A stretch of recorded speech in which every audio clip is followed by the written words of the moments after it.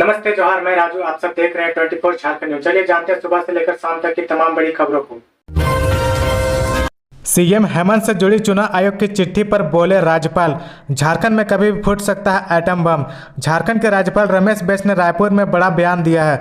राज्यपाल ने कहा कि मुख्यमंत्री हेमंत सोरेन की सदस्य के मामले में चुनाव आयोग से उन्होंने सेकेंड ओपिनियन मांगा है। इसके मिलते ही वह निर्णय लेने के लिए स्वतंत्र है। ये उनका विशेषाधिकार है। आदेश की प्रतिलिपि देने का प्रावधान नहीं है। दीपावली पर अपने घर आए गवर्नर ने एक निजी चैनल से बातचीत में कहा कि पद संभालने के बाद उन्हें मुख्यमंत्री हेमंत सोरेन से संबंधित शिकायत मिली थी, जो चुनाव से संबंधित थी। इसीलिए हमने चुनाव आयोग को पत्र भेज मंतव्य मांगा।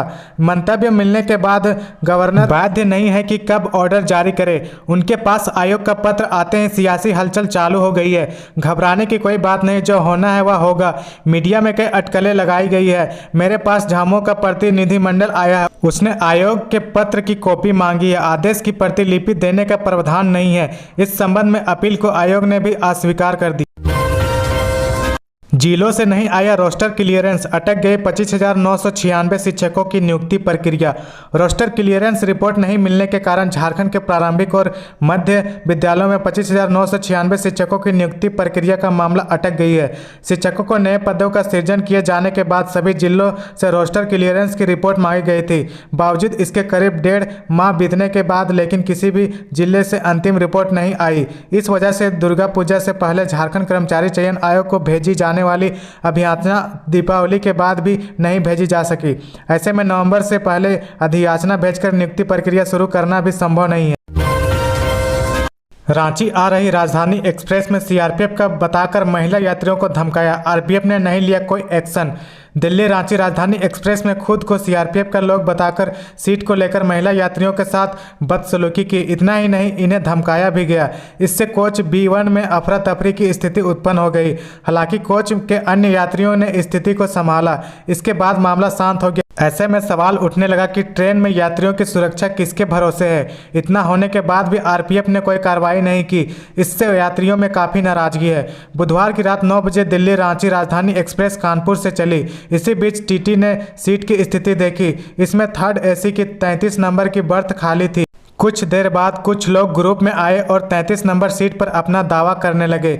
इस दौरान इन लोगों ने खुद को सीआरपीएफ का लोग बताते हुए सिर्फ 33 नंबर सीट पर ही दावा नहीं किया, बल्कि लोअर बर्थ पर भी दावा करने लगे। इससे पूरे कोच में अफरा तफरी का माहौल उत्पन्न हो गया। गोमो के पास मालगाड़ी दुर्घटनाग्रस्त होने से टाटानगर की ट्रेनें भी फंसी।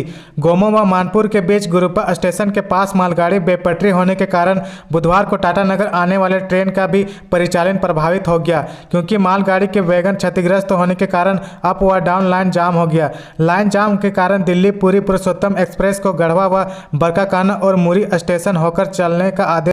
इससे डाउन में ट्रेन के लेट से टाटानगर पहुंचने की उम्मीद है। दूसरी ओर टाटानगर से गुजरी पूरी दिल्ली पुरुषोत्तम एक्सप्रेस का भी मार्ग बदल दिया गया। जानकारी के अनुसार मालगाड़ी की 52 बोगियां बेपटरी हो गई है।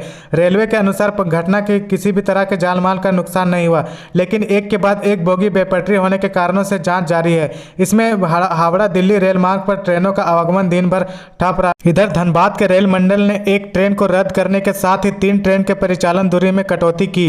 इस दौरान 10 ट्रेनों को बदले मार्ग पर चलने का आदेश हुआ, जिसमें टाटानगर की पुरुषोत्तम एक्सप्रेस भी शामिल। महज 3 रुपए के लिए अधेड़ महिला की चाकू मारकर हत्या, बचाने आए 2 बेटों पर भी किया हमला। चास थाना क्षेत्र के हाजी नगर में बुधवार को सिर्फ 3 रुपए के विवाद में 55 वर्षीय नजमा उर्फ लैला की चाकू से गोदकर हत्या कर दी गई। नजमा को बचाने आए उसके 2 पुत्र मोहम्मद इम्तियाज व मोहम्मद मुमताज को भी चाकू मारकर जख्मी कर दिया। महिला के जख्मी बेटों को हॉस्पिटल में भर्ती करवाया। चास पुलिस की मदद से दोनों जख्मी युवकों को सदर अस्पताल में भर्ती करवाया गया। इधर घटना को अंजाम देने के बाद आरोपी जाकिर व गुड्डू फरार है। फरार आरोपी व हत्या में प्रयुक्त चाकू की तलाश में चास पुलिस फिलहाल छापेमारी कर रही है। चास थाना प्रभारी मोहम्मद रुस्तम ने बताया कि आरोपी ने महिला की बेवजह चाकू गोदकर हत्या कर दी। वर्ष 2030 से 50% गरीबी कम करने का लक्ष्य।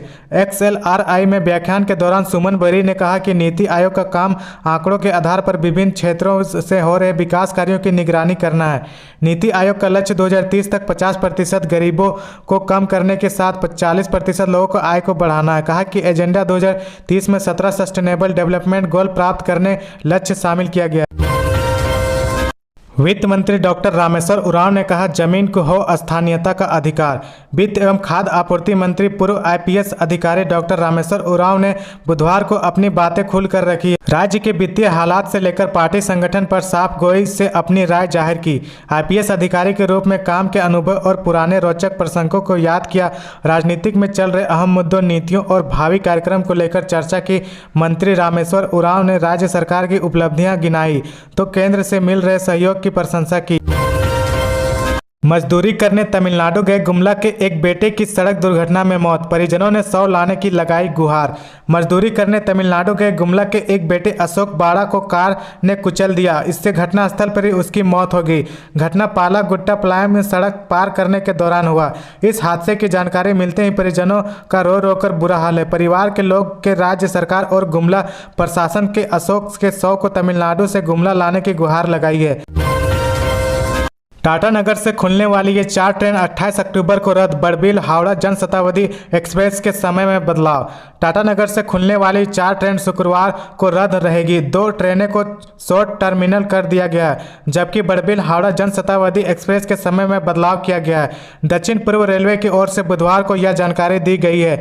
दक्षिण पूर्व रेलवे ने बताया कि चक्रधरपुर डिवीजन में 28 अक्टूबर को महली मुरुप और राज खरसावां के स्टेशन के बीच रोड ओवरब्रिज के निर्माण के लिए स्टील गार्डर की लॉन्चिंग की जाएगी। इसीलिए ट्रैफिक कम पावर ब्लॉक किया जाएगा।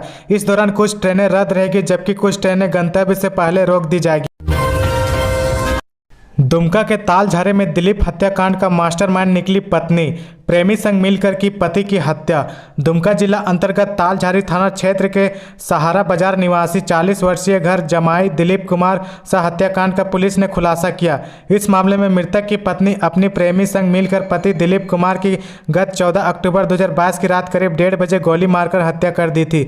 इसी मामले में पुलिस ने प्रेमी और मृतक की पत्नी को गिरफ्तार कर जेल भेज दिया। 13 दिनों में दिलीप शाह हत्याकांड का हुआ खुलासा। इस संबंध में जरमुंडी SDPO शिवेंद्र ने बताया कि दिलीप शाह हत्याकांड के बाद एक टीम गठित की गई। गठित टीम ने 13 दिनों के अंदर में मामले का खुलासा कर दिया। उन्होंने बताया कि पत्नी ने प्रेमी संग मिलकर पति की हत्या किया।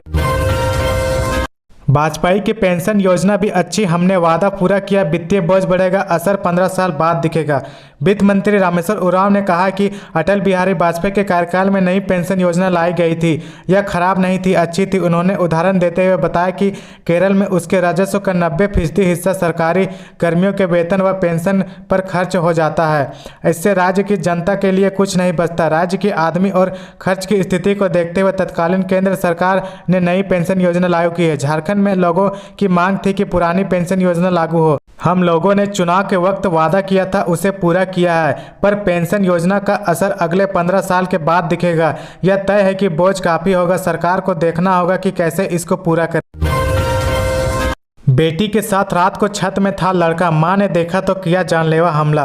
रांची के पांड्रा ओपी क्षेत्र के जनकपुर में 4 माह पहले श्वेता सिंह और उसके भाई परवीन सिंह की हत्या मामले में पुलिस ने न्यायालय में चार्जशीट दाखिल की है। इसमें अर्पित अर्नव को आरोपी बनाया है। जांच में पता चला कि वारदात के बाद आरोपी ने साक्ष्य का गवाह को खत्म करने की कोशिश की है। आरोपी चंदा देवी को मरा हुआ समझकर वहां से भाग निकला था। यदि उसे पता होता कि चंदा देवी जीवित है तो आरोपी उसे भी मार डालता। उसने पुलिस के समक्ष भी इसका खुलासा किया। इसका जिक्र चार्जशीट में किया गया है। अविनाश पांडे और डॉक्टर अजय कुमार बने स्टीयरिंग कमेटी के सदस्य। राष्ट्रीय अध्यक्ष मल्लिकार्जुन खड़गे ने की नियुक्ति।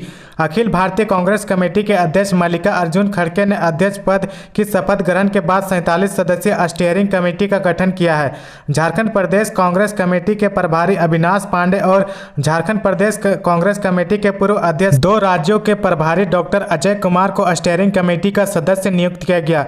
इस पर प्रदेश कांग्रेस कमेटी के अध्यक्ष राजेश ठाकुर, नेता विधायक दल आलमगीर आलम ने उन्हें हार्दिक बधाई और शुभकामनाएं दी। उन्होंने कहा कि दोनों अनुभवी और कर्मठ नेता लगता है दोनों के अनुभव का लाभ संगठन मिलता रहेगा। गौरतलब है कि वरिष्ठ नेता मल्लिकार्जुन खड़गे अखिल भारतीय कांग्रेस कमेटी के नए राष्ट्रीय अध्यक्ष निर्वाचित हुए हैं। अध्यक्ष पद के लिए हुए चुनाव में मल्लिकार्जुन खड़गे ने एक तरफा अंदाज में शशि थरूर को हराया है। बता दें कि अध्यक्ष पद के लिए हुए चुनाव में एकदम आखिरी वक्त में मल्लिकार्जुन खड़गे की एंट्री हुई थी। इससे पहले अशोक गहलोत और दिग्विजय सिंह के बीच मुख्य मुकाबला माना जा रहा था, जहां अशोक गहलोत में राजस्थान कांग्रेस में सियासी हलचल के बीच अध्यक्ष पद की रेस से कदम वापस खींचे, तो वहीं मल्लिकार्जुन खड़गे का नाम सामने आते ही दिग्विजय सिंह ने दावेदारी वापस ले ली है। जीएसटी बिल मांगा तो फटाखा दुकान में हुई कर्नल की पिटाई, आरोपी बोले जाति पर दी थी गाली। झारखंड की राजधानी रांची में भारतीय सेना में कार्यरत कर्नल और उनके बेटे के साथ मारपीट का मामला सामने आया है। आरोप फटाखा दुकान के मालिक और कर्मचारियों पर लगा है। कर्नल के बेटे की ओर से मामले में रांची के गोंदा थाने में प्राथमिकी भी दर्ज कराई गई है। दूसरी तरफ फटाखा दुकान के कर्मचारियों का आरोप है कि कर्नल ने उन्हें जाति सूचक गालियां दी थी। कर्मचारी की तरफ से भी गोंदा थाना में एफआईआर दर्ज करवाया गया है। पुलिस दोनों एफआईआर के आधार पर जांच में जुटी है। धनबाद के जोड़ा पोखर में मूर्ति विसर्जन के दौरान धार्मिक नारेबाजी के बाद हिंसक झड़प, कई लोग हुए घायल। धनबाद के जोड़ा पोखर सुदामडीह थाना क्षेत्र के लोको बाजार ईदगाह मोहल्ला में मां काली की मूर्ति विसर्जन के दौरान धार्मिक नारेबाजी को लेकर दो समुदाय के बीच हिंसक झड़प हो गई। हिंसक झड़प में दोनों तरफ से पथराव किया गया। इस पथराव में आधा दर्जन लोग गंभीर रूप से घायल हो गए थे। घटना की खबर सुनते ही पुलिस घटनास्थल पर पहुंची। फिलहाल पाथरडीह, सुदामडीह, भौरा, जोड़ा पोखर, झरिया, धनबाद पुलिस घटनास्थल पर पहुंचकर स्थिति को संभालते हुए वहीं दोनों पक्ष में जीत पर अड़े हुए हैं। तो ये थी आज की झारखंड की टॉप बड़ी खबरें। इसी तरह झारखंड की हर छोटी से बड़ी खबर देखने के लिए आप हमारे चैनल 24 झारखंड न्यूज को सब्सक्राइब करके बेल आइकन प्रेस कर ले, जिससे आपको झारखंड की हर छोटी से बड़ी खबर की अपडेट आप तक पहुंचता रहे। तो आज के लिए बस इतना ही। हमें दीजिए इजाज़त, फिर मिलते हैं नेक्स्ट न्यूज।